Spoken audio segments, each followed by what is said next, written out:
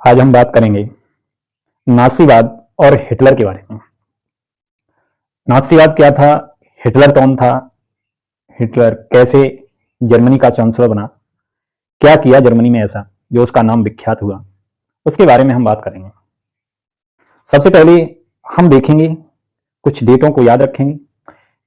1 अगस्त 1914 प्रथम विश्व युद्ध स्टार्ट हुआ, प्रथम विश्व युद्ध शुरू हुआ। जब प्रथम विश्व युद्ध 1 अगस्त 1914 में शुरू हुआ, प्रथम विश्व युद्ध शुरू होने के बाद पूरे विश्व के सारे देश दो संगठनों में बट गए। एक राष्ट्र, एक ध्रुवीय राष्ट्र थे और एक मित्र राष्ट्र थे। कुछ ध्रुवीय राष्ट्रों में चले गए, जो बच गए वो मिश्र राष्ट्रों में चले गए। जिसे जिधर फायदा लगा वो उधर बट गए। ये 4 साल चलने के बाद 9 नवंबर 1918 को ये विश्व युद्ध समाप्त हुआ। जर्मनी ने हार मान ली और प्रथम विश्व युद्ध 1918 के बाद समाप्त हो गया। और भी बताते हैं इसके बीच में हुआ क्या। 9 नवंबर को एक वाइमर गणराज्य की स्थापना हुई। 1918 को जब हमारा प्रथम विश्व युद्ध समाप्त हुआ 9 नवंबर को, उसी दिन 1918 को वाइमर गणराज्य था उसकी स्थापना का ऐलान हुआ। जब ये विश्व युद्ध समाप्त हो गए, अब इन्हें शांत कैसे किया जाए, तो 28 जून 1919 को एक संधि हुई, वर्साय की संधि, जिसमें जर्मनी को बहुत मुआवजा झेलना पड़ा। किसी व्यक्ति को इतना भी नहीं दबाना चाहिए जो आगे जाके हिटलर बने, उसमें हिटलर पैदा हो। 28 जून 1919 को एक वर्साय की संधि हुई, जिसमें जर्मनी को बहुत सारे पाबंद लगाए गए। जर्मनी से कहा गया कभी कोई संगठन नहीं बना सकते, कोई सेना नहीं बना सकते। 30 जनवरी 1933 को हिटलर जर्मनी का चांसलर बना। कब बना? 30 जनवरी 1933 को ये हिटलर चांसलर बना। 1933 को जो 19 वर्साय की संधि के कारण ये 1 सितंबर 1939 को जर्मनी का पोलैंड में घुसना दूसरे विश्व युद्ध की शुरुआत हुई। 1939 को क्या हुआ? दूसरा विश्व युद्ध स्टार्ट हो गया 1 सितंबर को। पोलैंड में जर्मनी की एंट्री और दूसरा विश्व युद्ध स्टार्ट। लेकिन 22 जून 1941 को, किसको? 1941 41 जर्मनी सेना जो रूस था, सोवियत संघ, उसमें घुस गई। 1939 में पोलैंड में एंट्री की, लेकिन 1 सितंबर 1941 में, वो 22 जून 1941 में रूस पर अधिकार करने के लिए घुस गई। लेकिन 23 जून 1941 को यहूदियों का कत्लेआम शुरू होने लगे, यहूदी कत्ल। 8 दिसंबर 1941 को अमेरिका भी कूद पड़ा। कब कूदा अमेरिका? 8 दिसंबर 1941। ए भाई, अमेरिका भी इसमें एंट्री कर ली द्वितीय विश्व युद्ध में। थोड़ा और बढ़ो आगे। 27 जनवरी 1945 को, कब की बात है? 1945 की। जो सोवियत सेनाएं थी जो बिल्कुल पूरी तरीका से मुक्त हो गई। 8 मई 1945 को मित्र देशों की विजय हुई और ध्रुवीय देश हार गए, मतलब हिटलर की हार। कहा यह जाता है कि हिटलर हार जरूर गया था, लेकिन उसने हार नहीं मानी और लास्ट में उसने खुद की पत्नी की आत्महत्या कर ली। अब हम पढ़ेंगे इस हिस्ट्री से कुछ तथ्यों को, यहां से आपको कुछ समझ में आएगा। ध्यान से देखना, मैं समझाऊंगा। यही थे हिटलर भाई साहब, ये जो सामने दिख रहे हैं यही हिटलर थे, छोटा सा भाई। पढ़ते हैं। 1945 के बसंत में हेलमार्ट नामक 11 वर्षीय एक जर्मन लड़का बिस्तर पर लेटा हुआ था। कितने साल का था? 11 वर्ष का। एक जर्मनी का लड़का था, वो बिस्तर पर लेटा था। नाम क्या था? हेलमुट। क्या नाम, तभी उसे अपने माता पिता की दबी दबी सी आवाजें सुनाई दी। 11 वर्ष का लड़का था हेलमुट, जो 1945 में बिस्तर पर सो रहा था। धीरे धीरे मम्मी पापा बातें कर रहे थे। उनकी बातों को उसने सुना, तो उनकी बातें उसे सुनाई दी। उनकी बातचीत सुनने की कोशिश करने लगा। हर बच्चे को ये चेष्टा होती है, कोई भी बात करता है, उसकी बातों को सुनने की।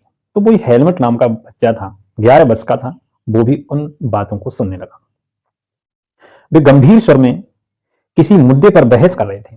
ये देखा उसने कि वो बहुत भयभीत होकर किसी मुद्दे पर बहस कर रहे थे।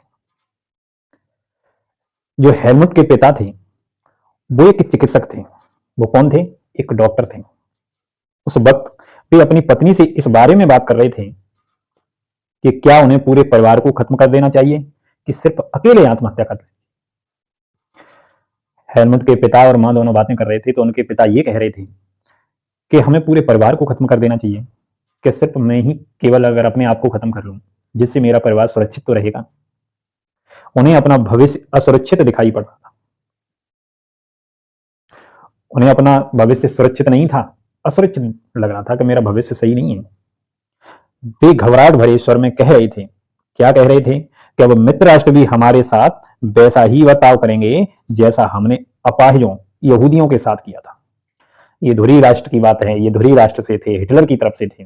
बताऊंगा ये कौन थे। तो ये सोच रहे थे कि जैसे हमने मित्र राष्ट्रों को परेशान किया, अब मित्र राष्ट्र हमें भी परेशान करेंगे।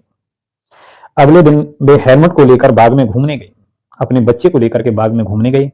ये आखिरी मौका था जब हेलमेट अपने पिता के साथ बाग में गया।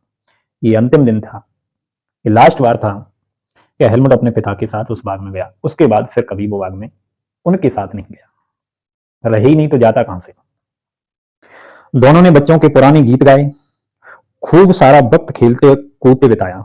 उन्होंने बच्चों के साथ गाने गाते रहते हैं, तो पुराने गीत गाते रहे, बहुत वक्त बिताया खेलते कूदते। कुछ समय बाद हेलमुट के पिता ने अपने दफ्तर में खुद को गोली मार दी। कुछ दिन बीत गए, उसके बाद हेलमुट के जो पिता थे उन्होंने खुद को गोली मार दी।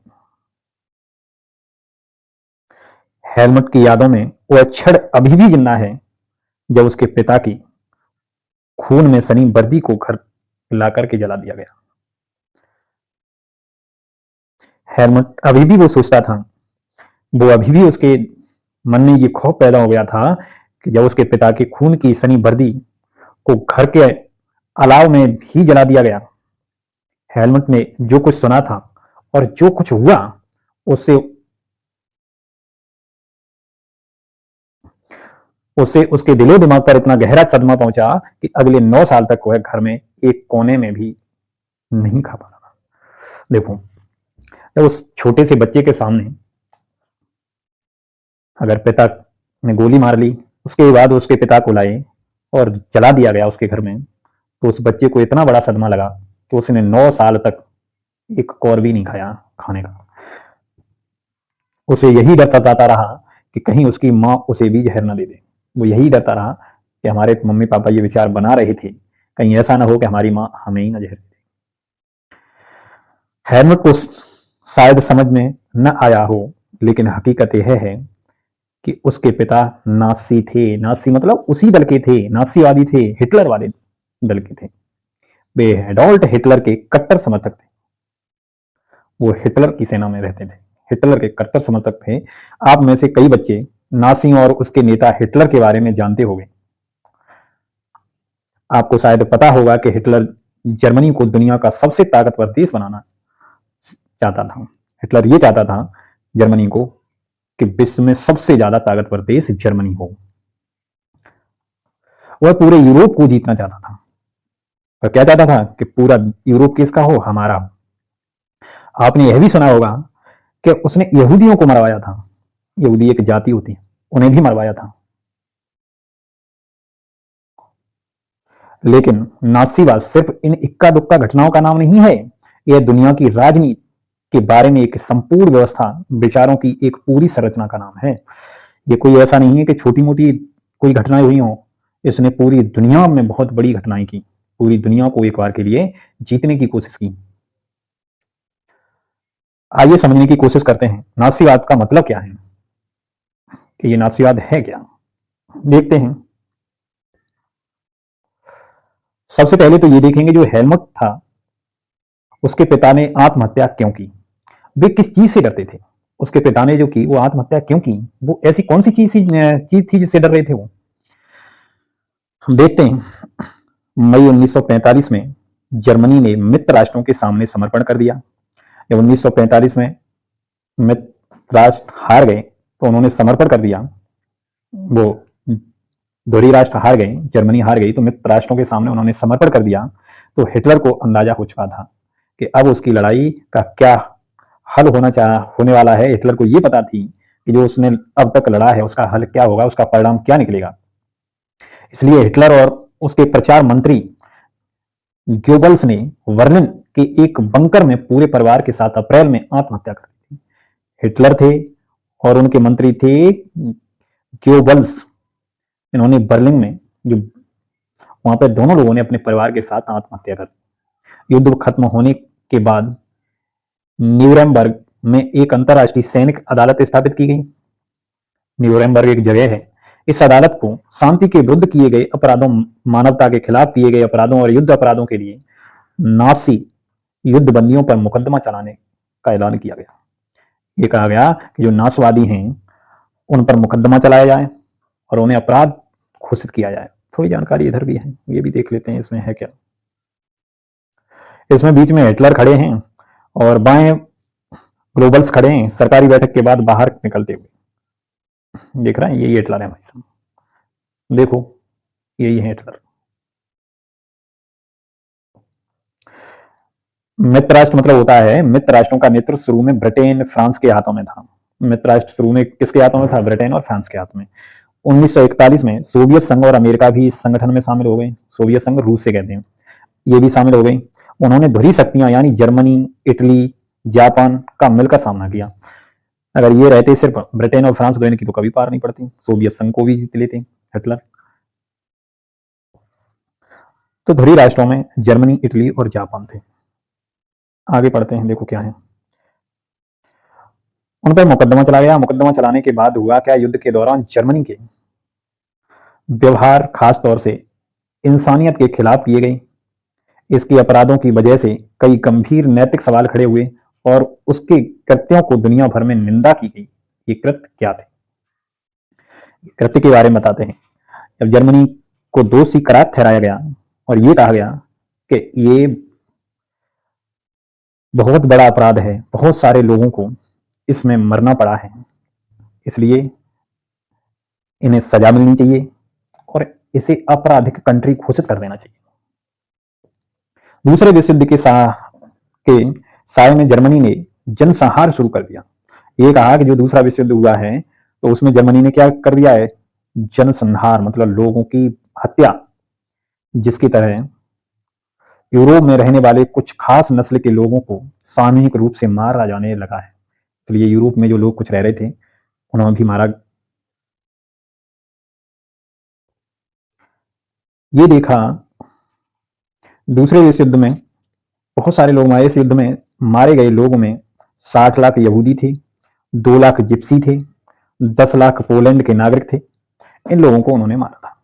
साथ ही मानसिक व शारीरिक रूप से अपंग घोषित किए गए 70,000 जर्मन नागरिक भी मार डाले गए। और ये कहा गया कि जो अपंग घोषित हुए थे 70,000 जर्मनी के नागरिक, उन्हें भी उनने ही मारा है। और अपंग हुए क्यों थे, नागासाकी और हिरोशिमा पर जो अमेरिका ने बम गिराए थे उनसे वहां के बहुत सारे लोग मर गए थे और बहुत सारे लोग अपंग हो गए थे, विकलांग हो गए थे। उन्होंने ये भी दोष मर दिया उनके ऊपर के जो अपंग लोग थे उन्हें भी इन्होंने ही मारा है जर्मनी के। इसके अलावा न जाने कितने ही नागरिक विरोधियों का भी मौत की नींद सुला दिया इन्होंने। ये कहा कि पता नहीं कितने नागरिकों को मार दिया इन्होंने। इतनी बड़ी तादाद में लोगों को मारने के लिए जैसे कत्ल खाने बनाए गए जहां जहरीली गैस से हजारों लोगों को एक साथ मौत के घाट उतार दिया। उन्हें ये इतने सारे दोष लगा डाले।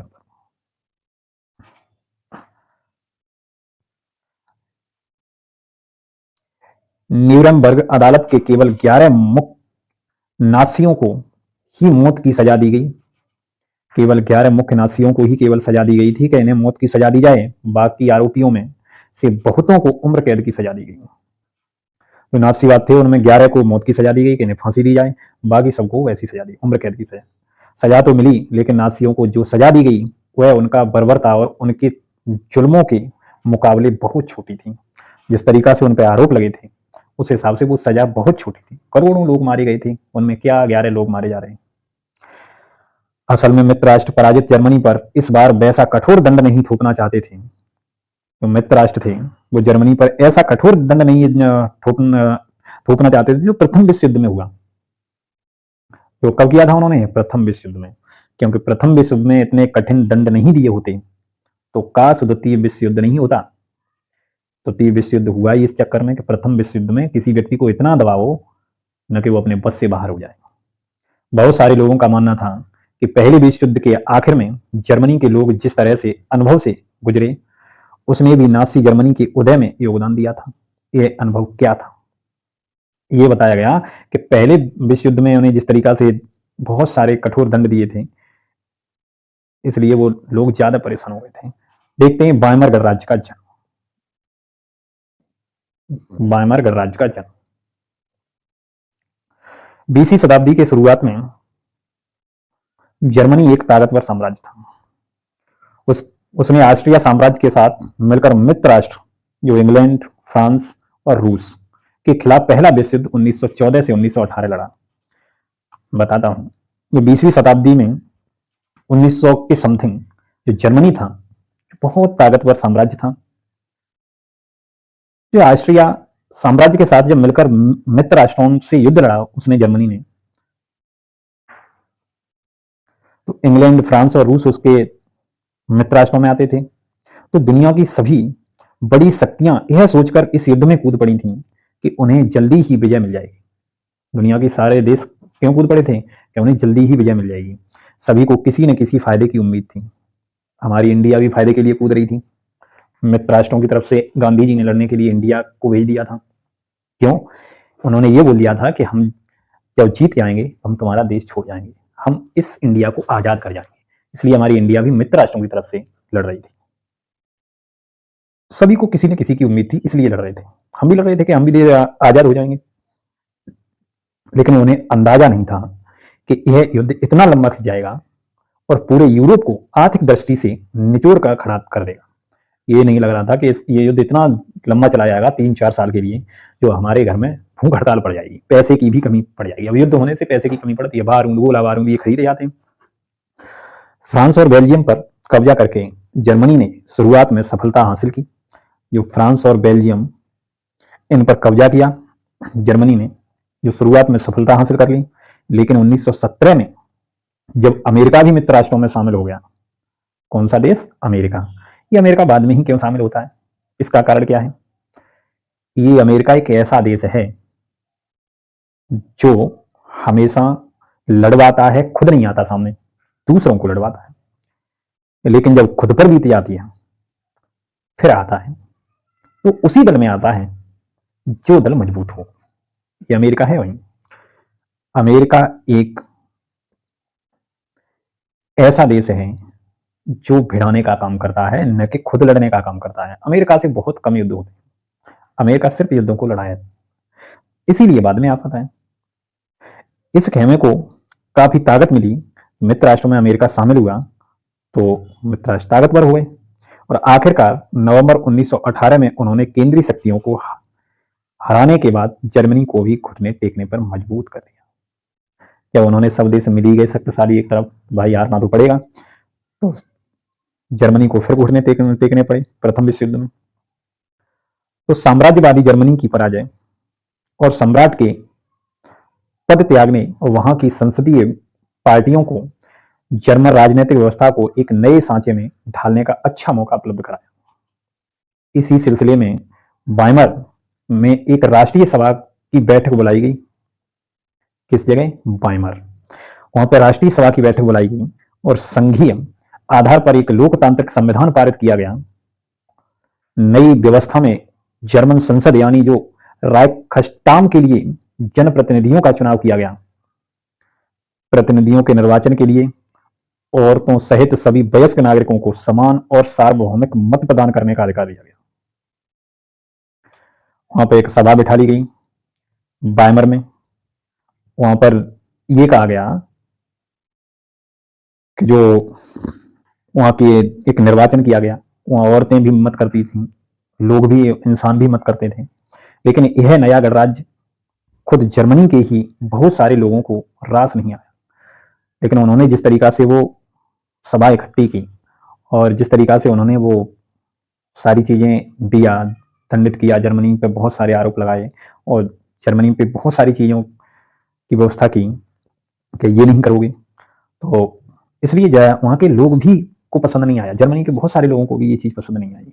इसकी एक वजह तो यह थी कि पहले विश्व युद्ध में जर्मनी, ये है भाई जर्मनी, देख लो जर्मनी कहाँ है, ये जर्मनी है और ये पोसेन है, ये पश्चिमी पेशा है, ये प्रसा है, ये भाई डेंजिंग्स है, पोलैंड यहाँ है, डेनमार्क ये है, लिथुआनिया ये है, उत्तरी स्लोवानिया ये है, बेल्जियम देखो यहाँ है, और राइनलैंड यहाँ बेल्जियम के इसके बीच में, ये राइनलैंड। और देखो नीचे की ओर देख लो, फ्रांस जर्मनी से ये है, देखो ये फ्रांस, यहीं है सारलैंड, यहीं है एल्सेस, सब लॉरेस, ये यहीं तो है, जर्मनी से इधर है, देखो। तो जो जर्मनी की पराजय के बाद विजयी देशों ने उस पर बहुत कठोर शर्तें थोपी। जो विजय देश हो गए थे मित्र राष्ट्र, तो उन्होंने बहुत कठोर शर्तें थोप दी। मित्र राष्ट्रों के साथ वर्साय में हुई शांति संधि जर्मनी की जनता के लिए बहुत कठोर और अपमानजनक थी। कहाँ हुई थी संधि, कहां पर हुई थी, वर्साय की संधि। ये बहुत कठोर संधि थोपी गई। इस संधि की वजह से जर्मनी को अपने सारे उपनिवेश, जो तकरीबन 10% आबादी, 30% भूभाग, 75% लोह भंडार, 26% कोयला भंडार, फ्रांस, पोलैंड और डेनमार्क और लिथुआनिया के हवाले करने पड़े थे। अब तुम्हारे देश से कोई अगर ये मांगे कि 10% इसमें से पैसा हमें दे दो, अपनी पूंजी में से 10% क्षेत्र हमें दे दो, पाकिस्तान मांगने लगे तो तुम्हें कैसा लगेगा। तो वही जर्मनी से किया गया। 10% आबादी उनकी ले ली गई, 13% भूभाग ले लिया गया, पृथ्वी की जगह ले ली गई, और 75% लोह भंडार ले लिए गए। अब भाई 100% लोह भंडार है, उसमें से 75% तुमने ले लिए, रह गए जर्मनी के पास 25%। 26% कोयला भंडार ले लिए। ये पोलैंड, फ्रांस और डेनमार्क को दे दिए गए। तो वैसे भी बेचारा कमजोर हो जाएगा, तो लड़ने की आएगी। जर्मनी की रही तही ताकत खत्म करने के लिए मित्र राष्ट्रों ने उसकी सेना भी भंग कर दी, जो सेना थी वो भी भंग कर दी। उन्होंने ये कहा कि अपराध बोध अनुच्छेद के तहत युद्ध के कारण हुई है, ये जो अपराध हुए हैं तो ये युद्ध के कारण हुई है। सारी तबाही के लिए जर्मनी को जिम्मेदार ठहराया गया। ये कहा गया कि सारी जो तबाही हुई है वो जर्मनी के कारण हुई है। इसके एवज में उस पर 6 अरब पाउंड, कितने, 6 अरब पाउंड का जुर्माना दिया गया। यह कहा गया कि आपकी जितनी भी तबाही हुई है उसे 6 अरब पाउंड का जुर्माना दीजिए। जो खनिज संसाधनों वाले रॉयनलैंड थे, पर भी वॉस के दशक में ज्यादातर मित्र राष्ट्रों का ही कब्जा रहा।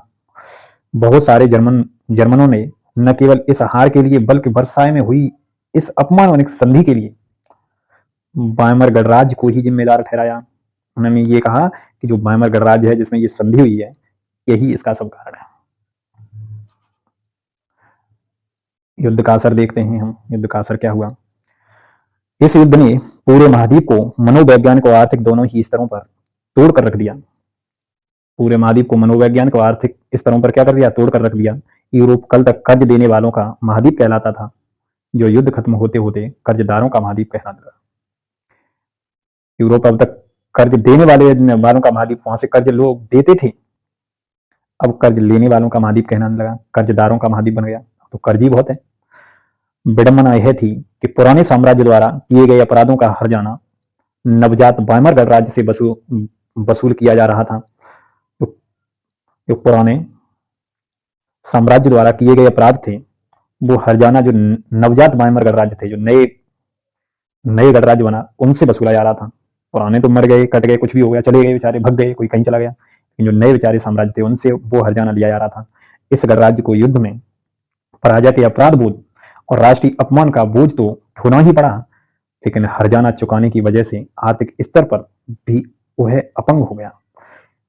ये तो था ही, पहले तो इतनी सारी चीजें ले ली और बाद में उनसे हर्जाना और लिया जा रहा था, अब तो बहुत परेशान हो गए। तो बायमर गणराज्य के हिमायतियों में मुख्य रूप से समाजवादी, कैथलिक और डेमोक्रेट खेमे के लोग थे, और रूढ़िवादी में राष्ट्रवादी मिथकों को आड़ में उन्हें तरह तरह के हमलों का निशाना बनाया जाने लगा। नवंबर के अपराधी अपराधी कहकर उनको खुलेआम मजाक उड़ाया गया। नवंबर में ही ये अपराध हुआ था, इसलिए उन्हें नवंबर के अपराधी कहने लगे और उनका मजाक उड़ाने लगा। इस मनोदशा का 30 के दशक की शुरुआत राजनीतिक घटनाओं पर गहरा असर पड़ा। इस मनोदशा बिगड़ती जा रही थी तो इसका आगे जाकर बहुत असर पड़ा। पहले महायुद्ध ने यूरोप समाज और राजनीतिक व्यवस्था पर गहरी छाप छोड़ दी थी। सिपाहियों को आम नागरिक के मुकाबले ज्यादा सम्मान दिया जाने लगा। सिपाही जो थे उन्हें आम नागरिकों की अपेक्षा ज्यादा सम्मान देते थे। राजनेता और प्रचारक इस बात पर जोर देने लगे कि पुरुषों को आक्रामक, ताकतवर और मर्दाना गुणों वाला होना चाहिए। लोग ये कहने लगे कि जो पुरुष होते हैं उन्हें आक्रामक होना चाहिए, ताकतवर होना चाहिए और अच्छे गुणों वाला होना चाहिए। कैसा होना चाहिए? आक्रामक होना चाहिए, ताकतवर होना चाहिए, मर्दाना गुणों वाला होना चाहिए। मीडिया में खंडकों की जिंदगी का महिमा मंडल किया जा रहा था, लेकिन सच्चाई यह थी कि सिपाही इन खंडकों में बड़ी दयनीय जिंदगी जी रहे थे। क्या हुआ? वे लाशों को खाने वाले चूहों में घिसे रहते थे। लाशों को खाने वाले चूहे होते हैं, उनमें बेचारे घिरे रहते थे। वे जहरीली गैसें और दुश्मनों की गोलाबारी का बहादुरी से सामना करते हुए भी अपने साथियों को पल पल मरते देखते थे। सिपाही थे तो वो बेचारे बहुत परेशान रहते थे, बहुत परेशानी झेल रहे थे। बहादुरी का सामना करते हुए भी वो अपने साथियों को पल पल मरते देखते थे। इतनी बहादुरी से लड़ते थे, फिर भी उनके साथी बेचारे मरते जाते थे। सार्वजनिक जीवन में आक्रामक फौजी, प्रचार और राष्ट्रीय सम्मान व प्रतिष्ठा की चाह के सामने बाकी सारी चीजें गौड़ हो गई। जबकि हाल ही में सत्ता में आए रूढ़वादी तानाशाह को व्यापक जन समर्थक मिलने लगा, उस वक्त लोकतंत्र एक नया और बहुत नाजुक विचार था जो दोनों महायुद्धों के बीच पूरे यूरोप में फैली अस्थिरता का सामना नहीं कर सकता था। राजनीतिक रेडिकलवाद, इसके बारे में थोड़ा समझते हैं। जिस समय बायमर गणराज्य की स्थापना हुई, उसी समय रूस में हुई वोल्शेविक क्रांति की तर्ज पर जर्मनी में भी स्पार्टकिस्ट लीग अपने क्रांतिकारी हुए। वहां के स्पार्टकिस्ट लीग थे, वहां के क्रांतिकारी थे।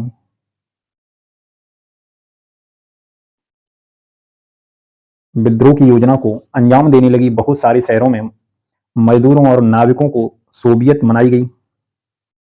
देखो, जो सोवियत किस्म की जो शासन व्यवस्था थी वो उसमें नारे गूंज रहे थे, इसलिए समाजवादी, डेमोक्रेटिक और कैथोलिक गुटों ने बायमर में इकट्ठा होकर इस प्रकार की शासन व्यवस्था का विरोध में एक लोकतांत्रिक गणराज्य की स्थापना की।